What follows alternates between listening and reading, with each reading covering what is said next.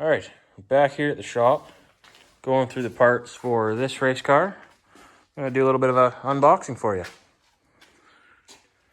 So what we have is we received our brake kit, 1 1/8 bore Willwood with your remote mounts. So you got your little feed line off of here to whatever size reservoir you want, to your adapter, or you can take this off, run the jug on there itself.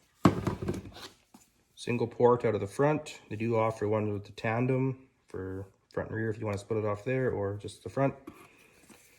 Comes with your fittings for, I think it's -3AN or 3/16. You screw them in the end, run what you want from there. Got our 3/16 T's fittings, 3/16 to quarter. So we're going to run a 1/4 inch supply line from the front of the master into the rest of the system with 3/16 brake line. 2 PSI residual pressure valves that you can run if you want to your front and rear calipers or drums. Holds a little bit of pressure in the line for quicker braking. -3 fittings to come out of our T's into our brake lines for the front calipers. And then the T with another T that we're going to run from here will be into our dash. I think this is this -3 line for the rear differential flex line. Don't really want to use rubber. You can use rubber. I prefer not to use rubber on race car stuff. It's better. The pedal setup we have is a reverse mount in the car. So it's sitting like this, 6:1 ratio. It's not out the firewall. Everything is contained inside.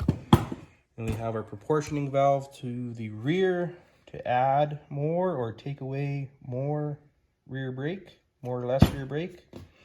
Simple adjustment. With our rules, we have to mount this outside the driver's reach or compartment during racing.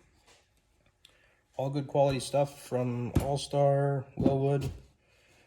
Awesome stuff. And we received our big metric spindles and rotors caliper setup we got from a gentleman in Calgary, Alberta. So what these are, if you have a metric car, is they are off a B-body GM, which is a big metric. So that'll be like a late 70s, early 80s Impala, Pre-GN, Buick LeSabre with the 4 3/4 bolt pattern. The way to find them is if your car has 9.5 inch rear brake, you can get it with the 4 3/4 pattern, or if it has the 11 inch rear brake, you can get it with 5-on-5. For our rims we're using the 4 3/4. And then we'll press these out and put in 1/2 inch studs. So we received those because we got the wrong ones to start with, so we got the right ones there now.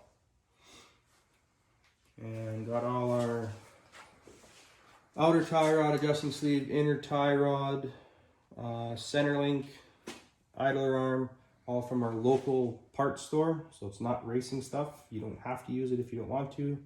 They do make better stuff, but our rules state you have to use all stock appearing suspension components. So you can't have no ham joints or anything like that. And the adjuster sleeves have to be fastened with a pinch clamp, which that's what these are, factory GM pinch clamp. You can get, if you want for improved bump steer, a longer idler arm. You could get a drop pitman arm. I believe AFCO makes an improved center link for bump steer. You can get all that stuff as long as and use it in our rule package as long as it's looks to be OEM. And in our other box that we have here is the little piece of jewelry for the top of the motor. Good quality carburetor from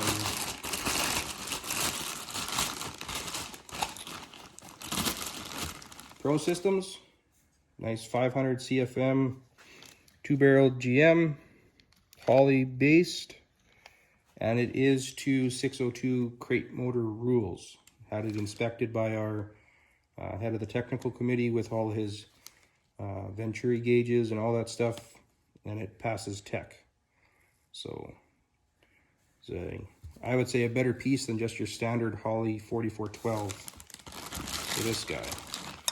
And we got this through our local performance store, Performance Plus. Thanks for the good hookup on that. And then they give you all the spec sheet as well once you order the carburetor. So nice quality piece. I've dealt with them in the past on drag racing applications, and they are worth every penny that you spend.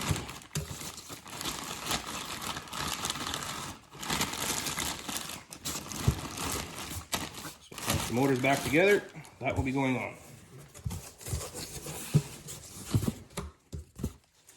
And then on the motor side of stuff, we got another local company, RWH Motorsports, supplied us with the Moroso small block Chevy mounts.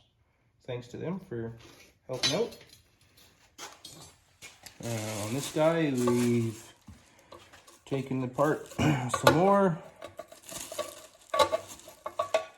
I'm gonna put a new timing chain in. Apparently someone else was playing around in here, so just for my mental sake, I'm going to put a brand new one of these in. This one's the single roller, not the multi-link that it comes in the newer 602 crates. This is the early design. So I think this is a little bit better than the multi-link chain, but it's going to get a new one anyways, probably a Cloys or something a little bit better than just the stock one.